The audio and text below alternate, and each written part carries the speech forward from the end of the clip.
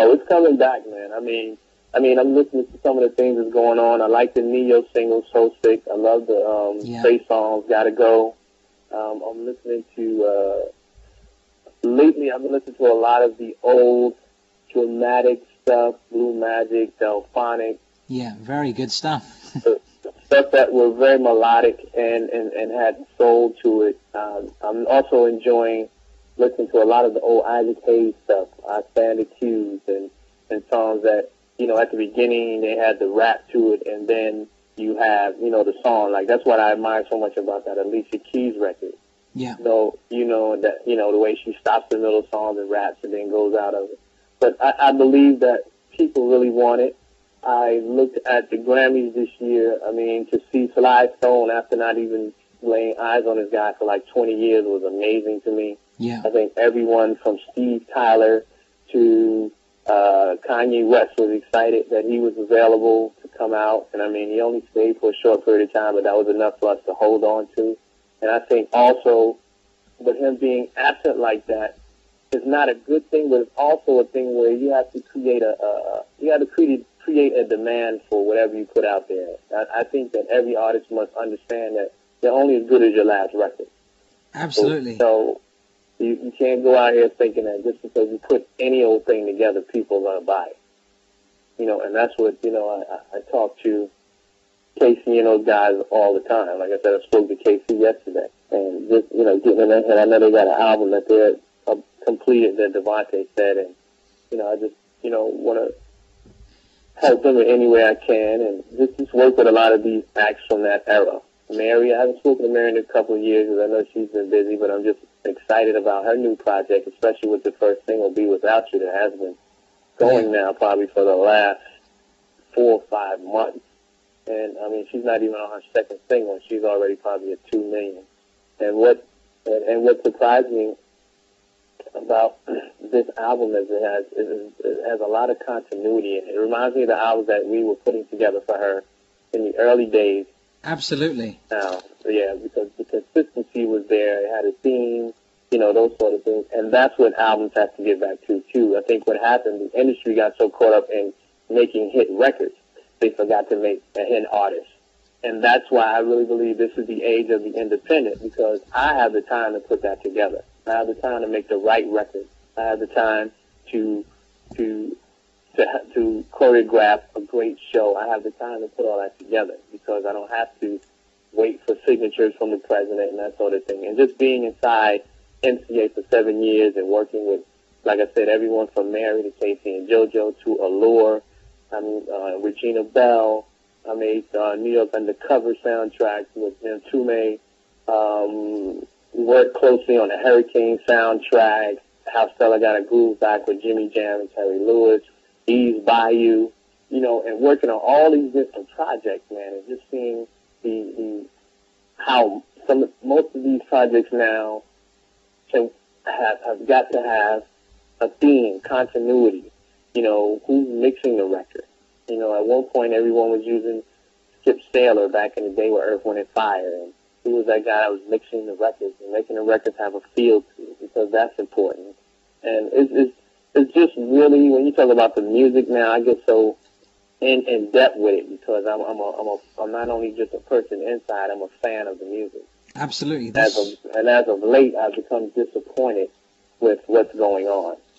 My last question to you was going to be, how do you feel about the direction that R&B's going? But you've kind of touched on that already, so... Well, R&B hasn't moved to me in the last...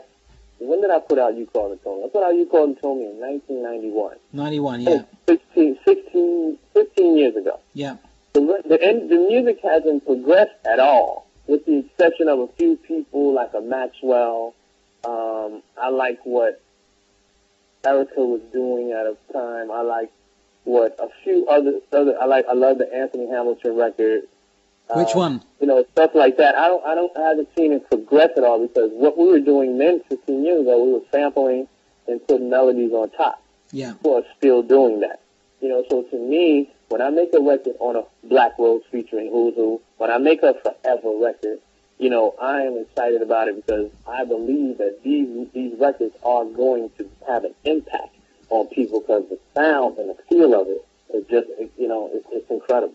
I can't wait for you guys to hear it. So do you feel that this is music that us old school fans will be interested in? Because I really do believe that, because I love what I'm doing, and I play the record. And I get feedback from people without asking them what they think.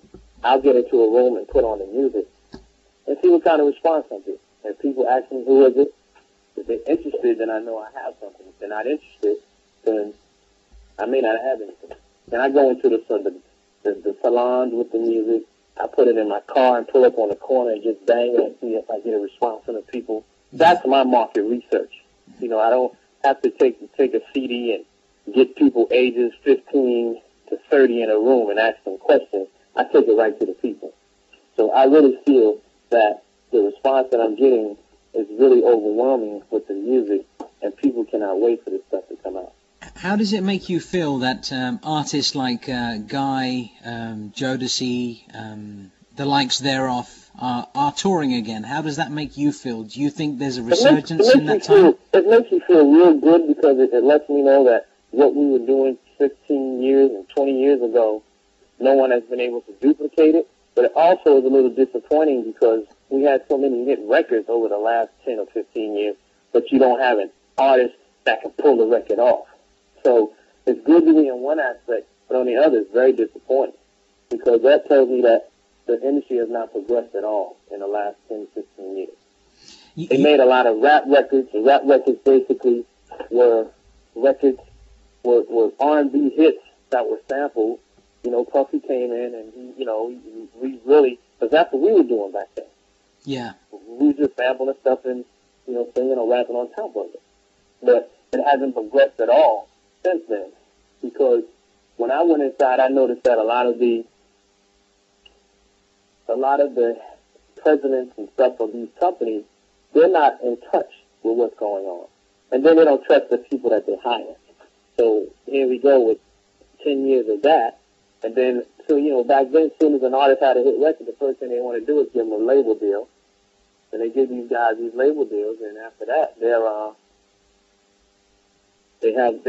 don't complete records, because how can you give an artist a label and run a label when all he's doing is in the studio all night and creating, and he can't get up in the morning, go to marketing meetings, production meetings, scheduling meetings. He's not going to be able to do it. So they threw a lot of money away with that. And right now, the industry has suffered because of that. But I see the age of the independents going back to the time when you had Chess Records, Motown Records, Stax Records, Philly International, those little pockets of labels that are going to really, really create a lot of headway into the music business, man. You'll see it real soon. So do you think a lot of these artists are going back to the independents, as it were? Oh, yes, because with a major label, you only have one shot. And maybe two if the president likes you, or someone inside really, really likes you and they're trying to prove something. But basically you got one shot. Once that one shot is up, you're looking for a deal after that. I just found it crazy that Music didn't have a deal, and now I think I just read the other day he signed to Atlantic Records. But how can you get rid of a music? How could you not have a marquee artist like a Casey and JoJo at your company?